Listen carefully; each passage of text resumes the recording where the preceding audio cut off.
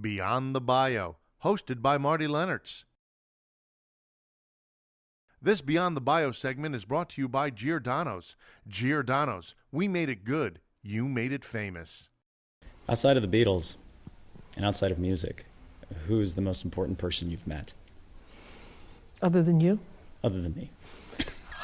Wow, that's a tough one. That is really a tough one. Or the biggest thrill? Biggest thrill? Oh, we can't talk about that on.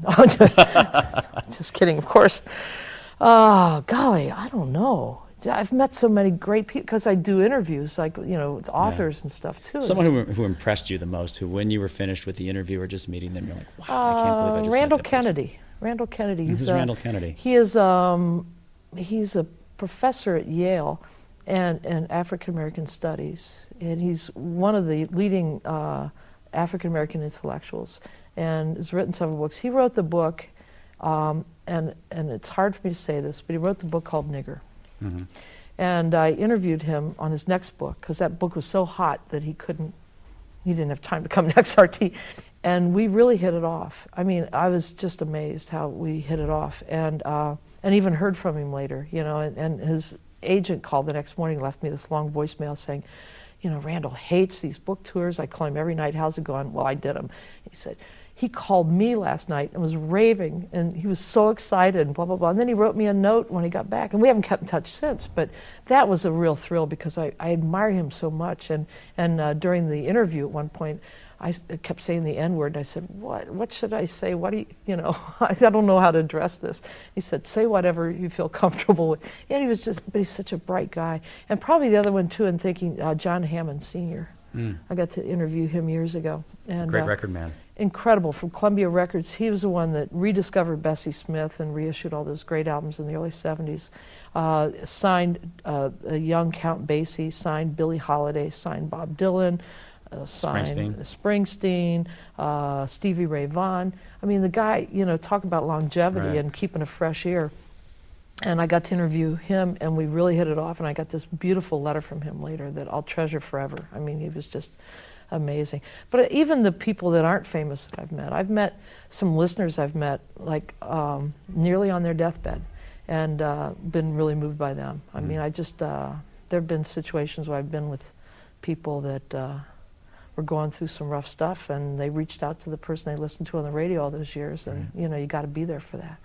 And I'm moved by those people too. So at the end of the day, with all the frustrations and exhaustion that come with a career like this and a life around it, I wouldn't trade it because I've had some. Well, like the other day, I did a benefit for Bonaventure House, an AIDS residence, and it was a dance thing, ballet and stuff. And who thinks to call me for a ballet thing? You know, although I did take ballet classes when I was 4, really not so good.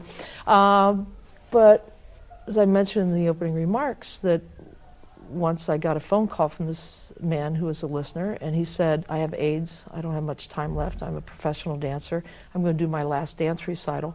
He said, I've listened to you on the radio for years, now I'd like for you to come and watch me dance. Okay, I was there, watched him dance, it was really moving, knowing that this was the last time this young man was going to perform.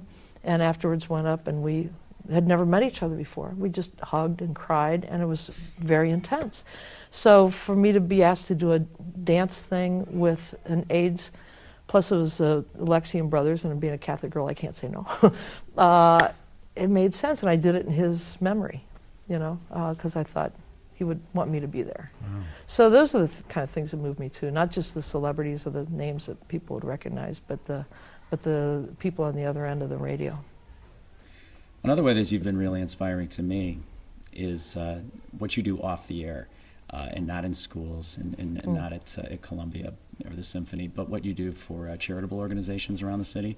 You give a lot of your time, and you really take your stature in Chicago seriously, and you use that stature and I guess your celebrity to help a number of causes, and you know, because of that, there's a lot of stuff I never pass up, and that I try to be as involved as I can. Yeah, you're great on that, yeah. But tell us why that's an important thing for you to do. Well, I'm a Catholic girl, you know. That's my motivation, it really is. It's just about how, you know, to get into my basic theology here, love God, love your neighbor. And the way you love your neighbor is to put yourself out there and help them out when they need some help. And we help each other. You know, it's not from a position of power, like I'll never need help. That's a load of crap. But it's about doing what you can do.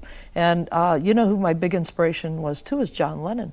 You know, with his taking the influence he had as a rock musician, as a Beatle, to turn it around and get people to think about what was going on in Vietnam. You know, how do we treat each other? Even he was one of the first feminists. You know, it was amazing, and about, you know, civil rights and human rights, and you know how African American artists were being ripped off and all that. And that was a huge influence on me. Plus, I grew up in the '60s, and like Martin Luther King Jr. and Bobby Kennedy were big influences on me as well. And they had that sense of service and doing what you can, not just taking up space, you know, to contribute what you can, to find out what your gifts are and then use them.